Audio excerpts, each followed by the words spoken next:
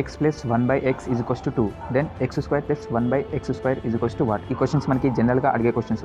So దీనికి ఏ విధంగా చేస్తామంటే, సో ఇక్కడ 2 ఉంది కదా, సో దీన్ని మనం స్క్వేర్ చేసుకుంటాం. సో ఇక్కడ ప్లస్ సింబల్ ఉంది కదా, సో ఇక్కడ మనం మైనస్ రాసుకుంటాం, -2 రాస్తాం. సో ఇది క్వశ్చన్ ఏంటి? 4² అంటే 2² అంటే 4 -2 అంటే 2 అవుతుంది.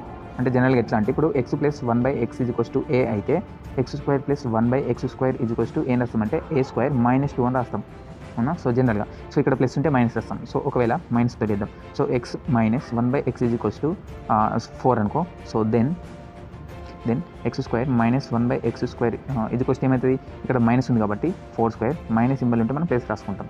+2 ఎంత? 16 + 2 ఈజ్ ఈక్వల్స్ టు 18 అవుతుంది. సో ఇది. సో అదేవిధంగా మనకి x plus 1/x is equals to then x³ plus 1/x³ is equals to what? So ఇది మనం నెక్స్ట్ వీడియోలో చెప్పుకుందాం. Thank you.